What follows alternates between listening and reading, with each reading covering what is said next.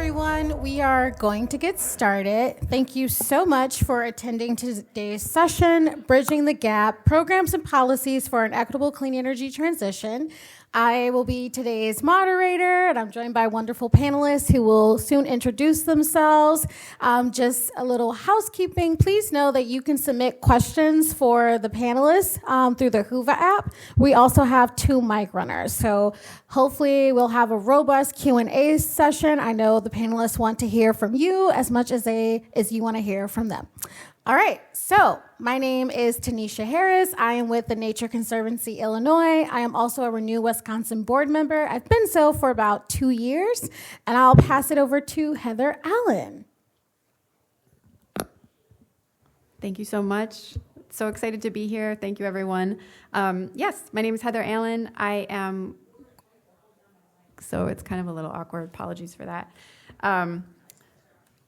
By way of introduction, what we're going to talk about today is equity in the climate and energy space. And just like to set the scene, why is this important to us? It's important to us because we have these values of good jobs, of clean, breathable air, and other resources, and we really need to invest in safe and healthy communities, in part because it costs so much not to. This is a photo from Hurricane Helene, and I think the experience of the people stuck on this road, really demonstrate the extraordinary cost of inaction and how that can hit the most vulnerable among us.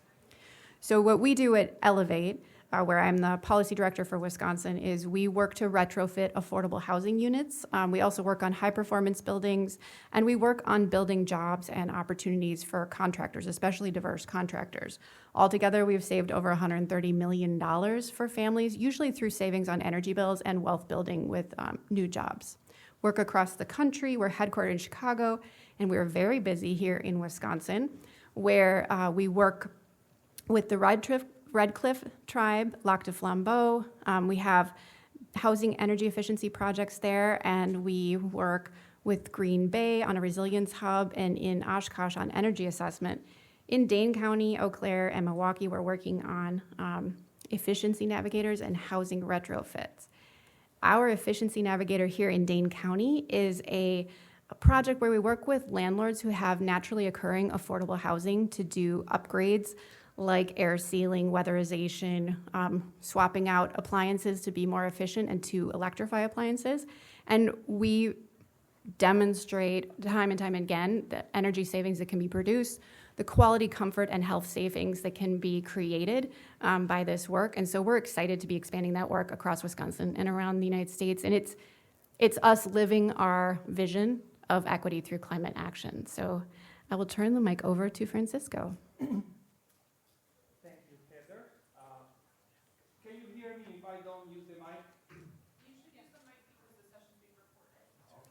Thank you for that. I was going to shout, but hello, everyone. Thank you for being here. Really appreciate the opportunity. My name is Francisco Sayou. I am Vice President of Productivity and Sustainability at the Wisconsin Economic Development Corporation, WEDC. WEDC is the lead economic development agency for the state of Wisconsin.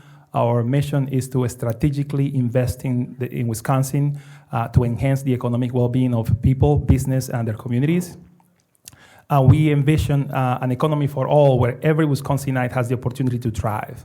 And because of that, we understand that energy is a big piece of that, and we are working to improve quality of life and people's lives through clean energy work.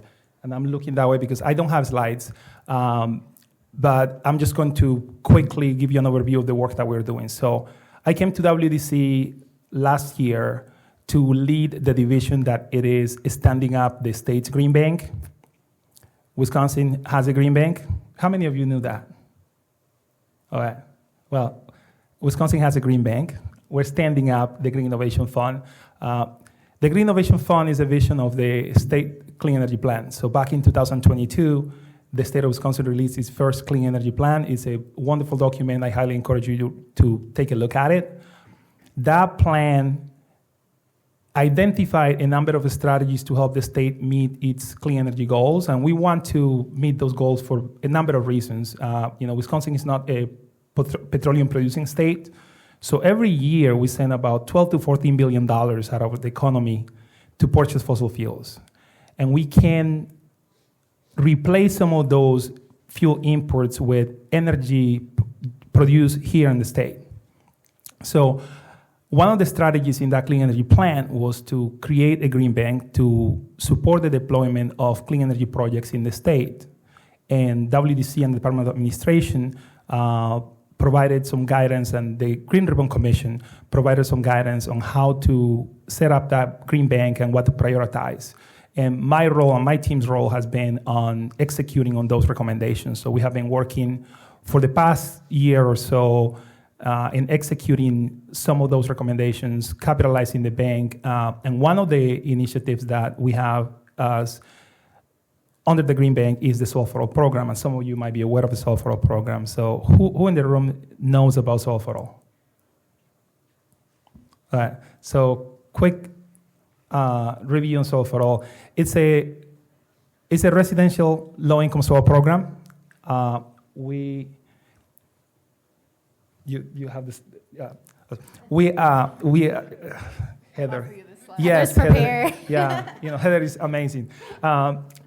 So we were fortunate to apply to the EPA for a $100 million program for Solve for All. We received $62 million, and we are currently planning the implementation of the program. It's a program that will serve residential customers for single-family, multifamily, and community solar projects. And our plan is to launch the program in the second half of this year. I will leave it there for as an intro, and I will pass it to the next speaker. But looking forward to having this conversation. Equity is something that is important to me for many reasons, so I am excited for the conversation. Well, good afternoon, everybody. How about that lunch? I think I'm ready for a nap. So my name's Ernest Weston. I'm the Director of Tribal Energy Capacity Building at MTERA, Midwest Tribal Energy Resources Association. That is a mouthful. And I started this role just back in October. Prior to that, I am a recovering federal employee. I come from the United States Department of Commerce, Economic Development Administration, so I know the development districts across the Midwest. And so MTERA, we have 3 pillars of work. One is the capacity building work that I lead. And then 2 is our energy programming. And the third one is our policy and advocacy work. And between those 3 bodies of work, we're building an ecosystem of opportunity for our member tribes, not only in Wisconsin, but Michigan and Minnesota. And really our mission is to promote energy sovereignty for our tribal communities, not just those communities themselves, but even the relationships that we have with our neighbors and the neighboring communities outside of reservations, because that's, it affects us all. So I'll stop right there for an introduction and pass it back for questions. Thank you. So these are our wonderful panelists, and we're really big on audience participation. So we have a question for you all. What does an equitable transition to clean energy look like in your community in Wisconsin or across the Midwest? I would love to hear a few people respond. Don't be shy.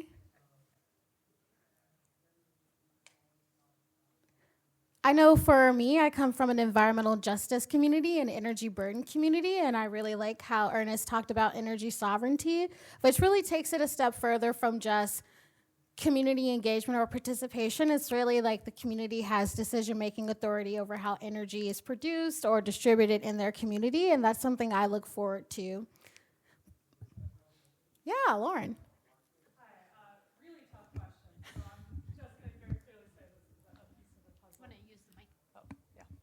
Hello. Really tough question, but I'm going to preempt this by saying this is a small sliver, but something that comes up for me a lot in my work is affordability and making sure that any transition and any community work is done with the perspective that we are making, the economic and affordability piece more sustainable for families. Thank you. That is so important. Oh, we have one more over here. I completely agree about affordability, but also inclusion of, let's say, disadvantaged communities in the leadership roles and workforce development too. So we have affordability, which is in terms of the costs, inclusion and leadership roles, and I forgot this, workforce and workforce development. So you're going to hear about all of that on this panel. All right, so to my panelists, how do we get to an equitable clean energy transition? Anyone want to take it? Yeah, go ahead, Heather.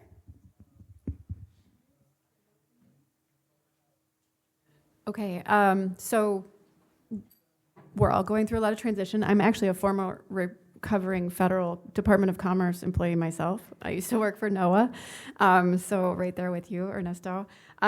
So we were on a really amazing track for a while there. The IRA positioned us to deliver equitable clean energy benefits and shift the energy cost curve so profoundly that it would spur dramatic investment across the United States, and really build our trajectory for a long time to come. So you can see the cost curve here. I think there's a couple programs. We've already mentioned Solar for All and the Green Bank here in Wisconsin, made possible in part by the IRA. There's a couple more programs. There's some folks here from the Public Service Commission who can speak to these as well. Wisconsin was awarded over $150 million for 2 programs related to home energy and efficiency rebates. The first is the HERE program. And this program allows households to access up to $14,000. These are income qualified programs for projects like upgrading their water heater, space heating, electrical panels. All of this work, as far as I understand, is moving forward and is directed to deliver benefits to the people who need them most in Wisconsin, and to build good clean energy jobs and help us build that good clean energy workforce. Here's a little bit more detail about the HOMES program, how you access it. This is all available on the focusonenergy.com/IRA website. This one, it's very, very important to remember, if you participate in this program or you know people participating, they need to start at the earliest stages with an energy assessment, which is forgivable at certain income levels. And I'm just going to flash up on the screen here. This is all available on focusonenergy.com. But these programs, the reason we're mentioning these programs is because to deliver the benefits all the way to the folks who need them most, we have to be very conscientious about reaching out to them, because the early adopters often have more resources than other folks. And to reach the people who need the benefits the most, we have to work closely with them. We have to hear from those communities. We have to create ambassadorships, as some folks in the audience here are doing, and really speak their language, work with their community groups, and go to where they are and meet the people where they are. So all of those principles are vitally important to deliver clean energy benefits. And whatever happens to all of us over the next couple weeks and months and years, those principles will remain true. Continuing to do this type of work in this manner remains true and urgent and doable. So I'll pause there. I'll go next. I love Heather's slides with all the numbers. I'm not a recovering federal employee. I'm a recovering engineer, although I don't know if I want to recover from that. Anyway, I like the numbers. I like the numbers. It's great. I'm not going to talk about numbers, though. I think my answer is going to be a little bit more on the fluffy side, but I hope you catch the important part, which is, if you're interested in supporting this work, make sure that you engage with the entities and the stakeholders that have the power to make decisions and things happen. And what I'm trying to say is, despite of what's happening right now, there is a lot of work that's happening, and there is a lot of work that's going to happen over the next decade or two to solve this issue. Like, we have to think about the fact that we're working to solve something that it's big. And it's not going to be solved in the next 4 years or 8 years, maybe 10, maybe 20. So let's think long term. And if you have the ability to engage with stakeholders that are doing the work and you have something of value to say, make sure that you say it. So, and this is a little bit selfish because we are planning the implementation of the Solve for All program for the state. So we're currently going through our stakeholder engagement process, and we love to hear from people. Because one of the reasons we asked that question initially of, what does transition look like? What a just and fair and equitable transition look like? Is because I have an idea of that, but I don't have the answer. And I don't pretend to think that I have the answer. And we want to hear from you because each of you brings a different perspective. And the more we hear from you, the bigger, the more complete picture we have of the problem we're solving for. So, so this whole thing was just to say, it's an invitation to say, if you're interested in supporting the work, make sure that you're talking to the stakeholders that have the ability to make things happen. Solve for All, the Focus on Energy program, the state agencies, make sure that you're in communication and you share what you know, your needs, your hopes, and fears. So I'll excuse me, add to this from a tribal perspective, so to speak. And I think with, the recent setbacks, the recent freezes, and, all this uncertainty, it's going to force us all to work together even more so. When you talk about federal funding, there's always going to be gaps in federal funding. There's always going to be limitations. And I think that's a great opportunity to reach out and figure out, okay, what gaps are created here in this problem set, and how can we work together, whether that's the state or other nonprofits doing this work, reaching out to tribes, vice versa. How do we fill this gap and get creative? And MTerra has a Solar for All award too. We received $62 million. We're working on a tribal consortium application for the HERE on the slide that we've just seen, and those are going to require all of us to sit down and have a conversation on strategy and how we're working together, because tribal people are not only citizens of the state, they're also citizens of their tribal nation, right? Now, oftentimes people think, tribal, kind of get siloed into by itself.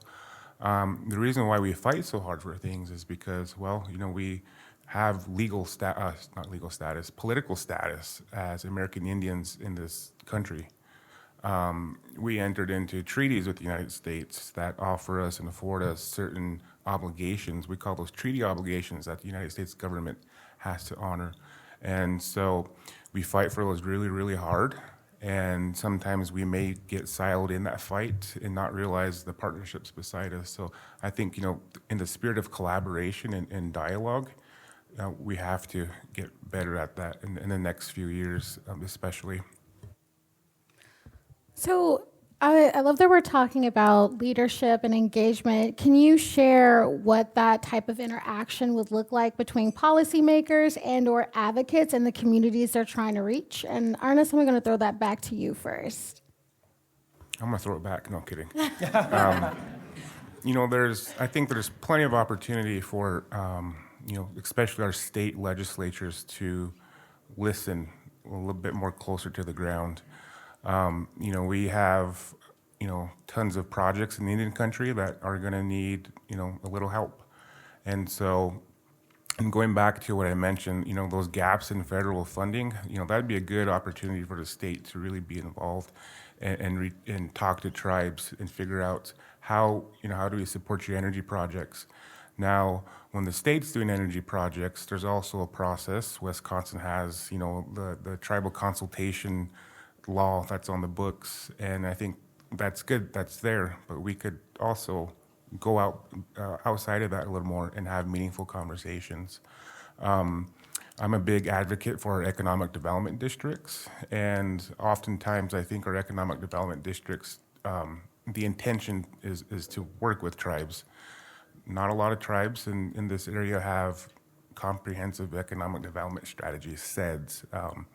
And so there's an opportunity right there to work together and develop the themes, the goals that will help inform policy that's inclusive, not only to Wisconsin, but to our tribal communities we share the border with in this state. So I think, being creative in our approach to strategy is also going to be important. And also, whenever we do these energy strategies, there has to be an element of, how is this going to affect tribes?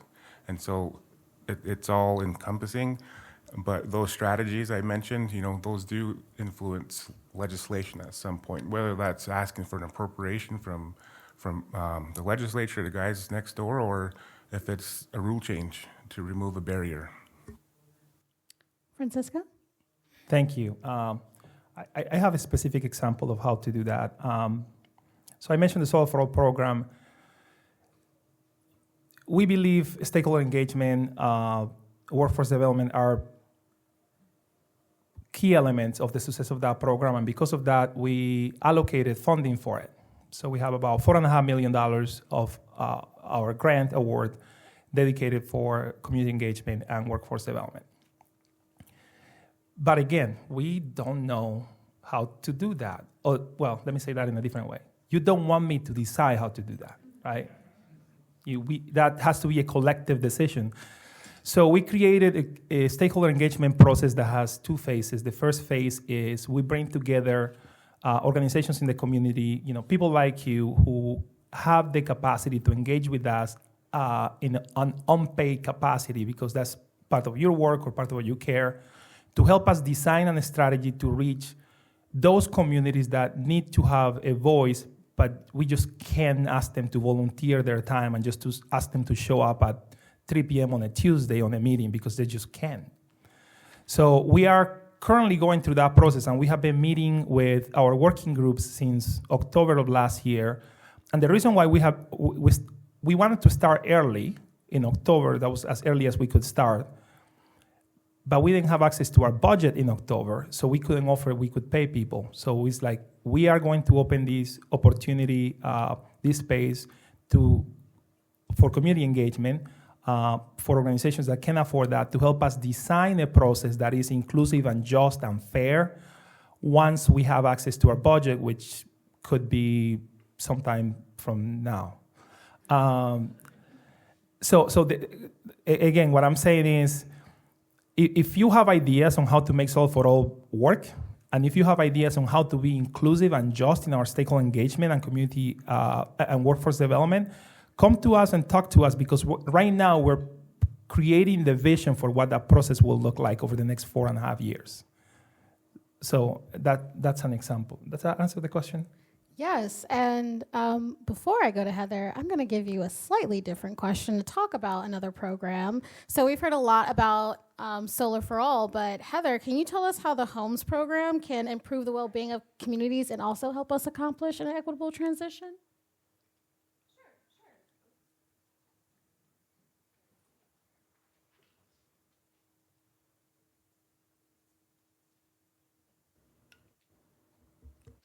Okay, so this program, I showed these slides at the beginning, but in the case of homes, qualifying projects must include energy upgrades such as insulation and air sealing, or Energy Star certified heating, cooling, or water heating. In some cases, Energy Star appliances, windows, doors, skylights can also be included. So this program, which can grant thousands of dollars to families for this work and to help reduce their energy bills over time, it will directly benefit energy bills for families who need it most, but it also improves their quality of life. It should improve if it's done properly, and that's really important to make sure you have registered contractors and it's thorough building science approach. Then the air quality in your building should improve. You should reduce threats to health in the building by doing this work, especially from gas appliances. And so this helps with health, which can help with being able to go to work and go to school, which affects your income and your education over time. So the ripple effects of investing in a program like this for communities and really for all of us extend for a long time and can reach a lot of people. So that's how to answer that question. But I also wanted, can I touch on something else really quick? Yes, please.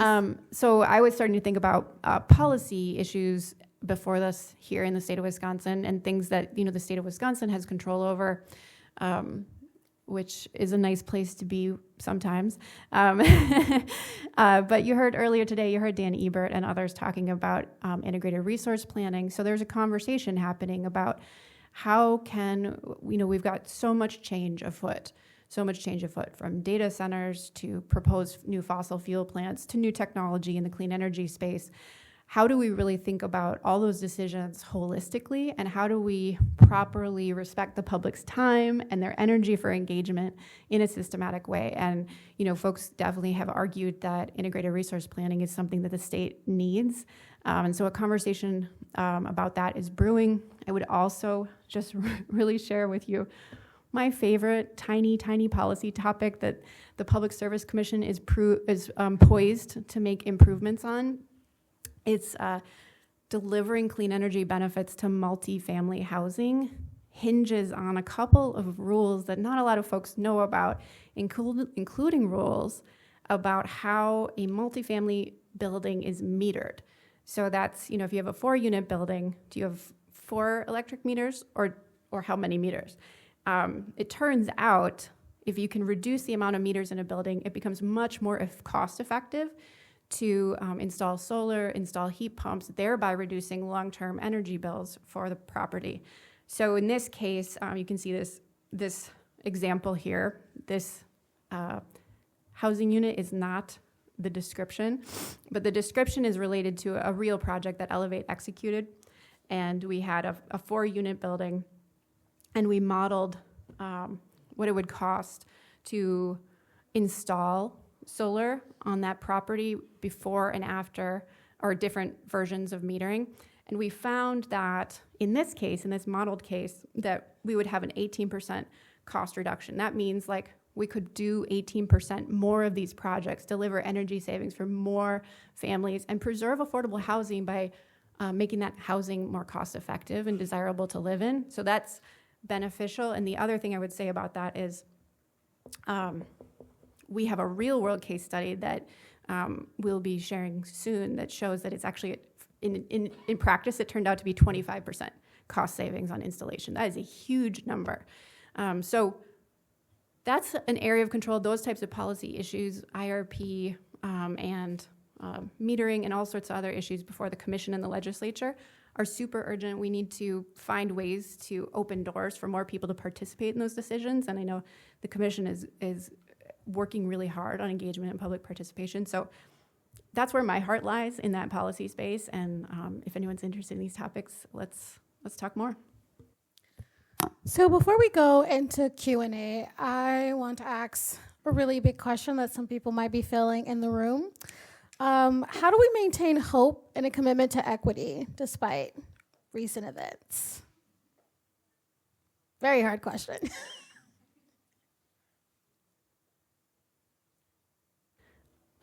Well, as I said, I'm doing a lot of compartmentalizing. I don't know about you all.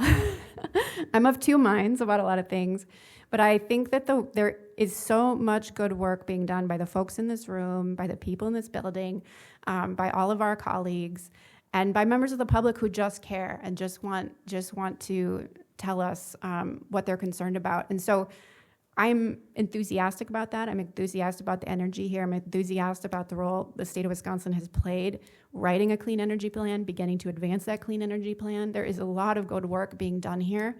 I think the legislature is poised to do more than it has in a long time. So I think I'm excited about that.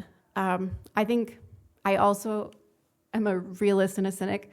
So I have another hat that needs to, stay prepared, connected, stay aware of everything that's happening, and try to work with my partners and allies, communities, and support them in a very difficult time. So I don't know if it's hope, it's realism and an effort to keep working towards progress in a little bit of a new situation. I think it's resilience then. Is that what you call resilience? Yeah. Okay. I like that. going to piggyback on that comment, and I'm going to say, maintain the long view. And I'm going to repeat myself. I said this a few minutes ago, but these problems that we're solving for are big problems. They've been here for a long time. They will be here for a long time for a really long time if we don't do anything about it.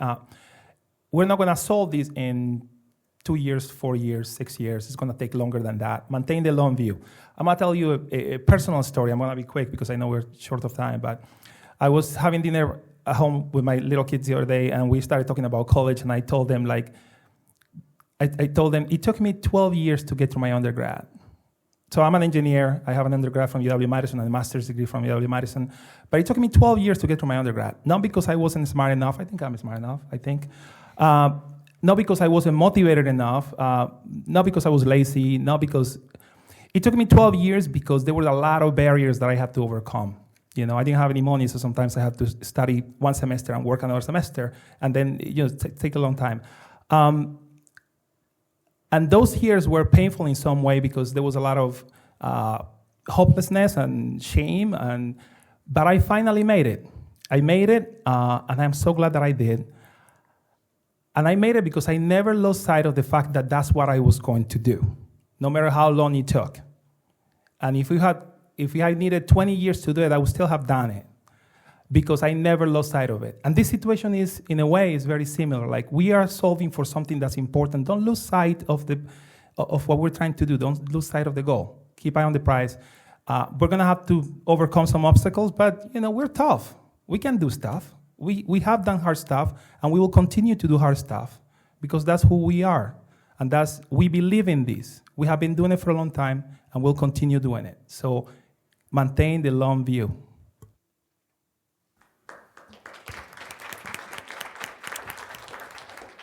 So, how many of you guys were impacted with the federal funding freeze? Right. So that feeling you got of like what's going to happen, that uncertainty, that's nothing new to Indian country. I like to tease and say when Bush had his no child left behind, but Indian kids. We talk about the 2008 financial crisis, the fiscal cliff.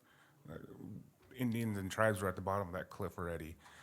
So that feeling, that paternalistic feeling of somebody taking away your what you worked for, that's an ugly feeling. That's just straight up what it is. It's a terrible feeling. But ultimately, I think this is where we come together and remain committed and focused to this work.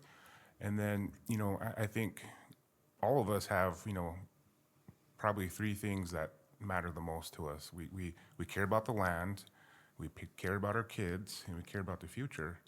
And I think remaining committed to those three things is going to get us over these hard times to come. Yes, the pendulum swung the other way, but guess what? It comes back around eventually. So, as my grandpa, who's a World War II veteran, used to say, pull yourself up. Get up and go. Even though it's cold outside, go do work. And so I think that's something I carry in, and we'll remain committed to the mission. Thank you so much for those inspiring words. Let's give a round of applause for our panelists real quick.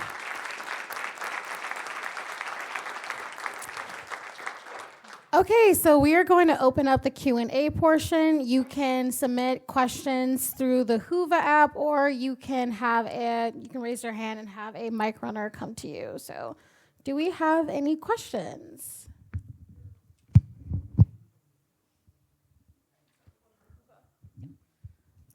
I have a Whova question. How do we engage community members who are really interested in supporting energy sovereignty in their communities but don't know how, or feel overwhelmed? And how can we empower the people who are maybe on the fence about getting involved in this sort of work in their community? Yeah, go ahead, Ernest.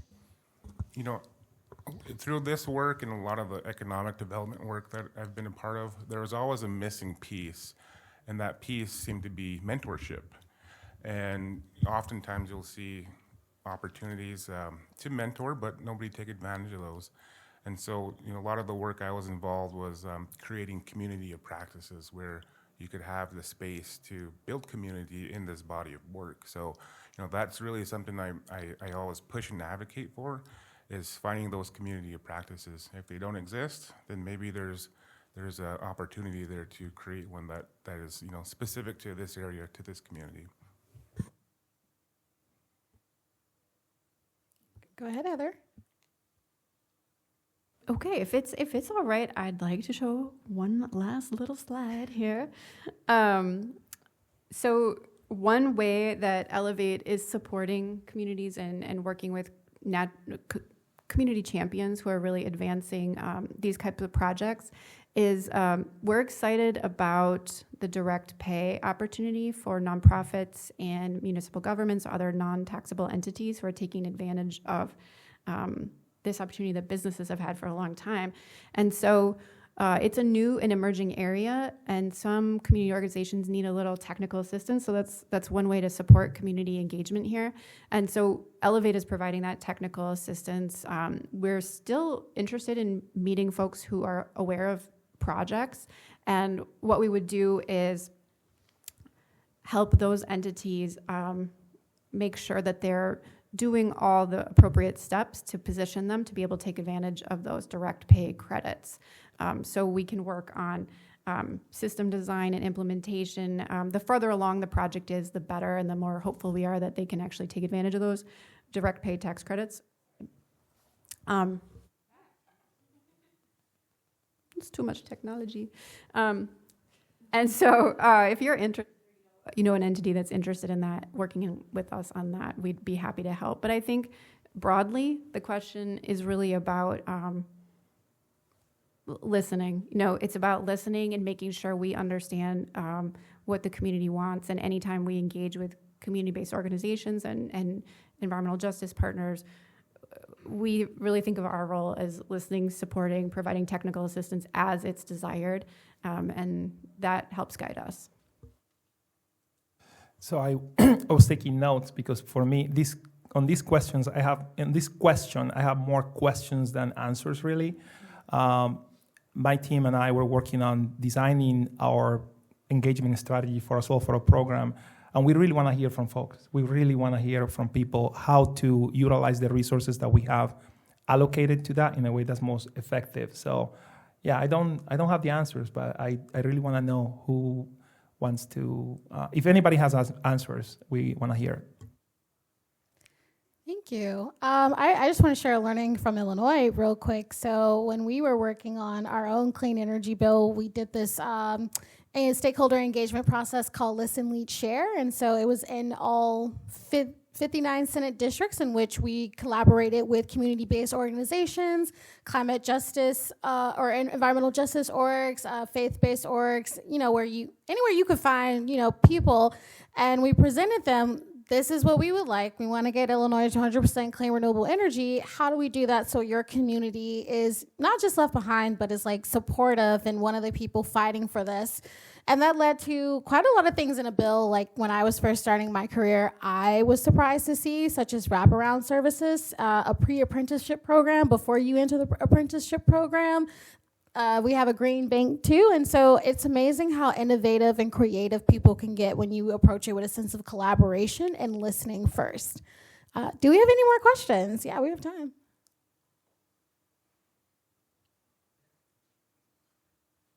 I've got more. I'm going to combine two Whova questions. So one of them is asking about for the multifamily homes. A lot of the people who live in multifamily homes do not own those units. So how do we make sure that the energy savings that the owners of those buildings get through some of these programs trickle down to be energy savings for the people who live there?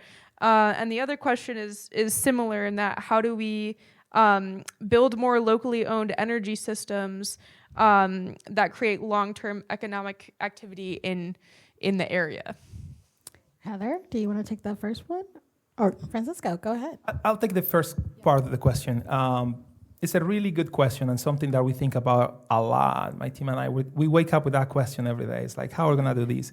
And partly because it is a requirement of the Solve for All program that the savings actually pass down to the program beneficiaries. So I don't have the answer yet. We're working through it. We're looking at other similar states and that are wrestling with the same question. So again, another place where we could use input, and we will continue to collaborate with our partners across other agencies to make sure that our program meets that requirement, because we have no choice. But it is, it's a good question. I can add to that really quick. So in the case of the Efficiency Navigator, we're working with several local municipalities here in Dane County.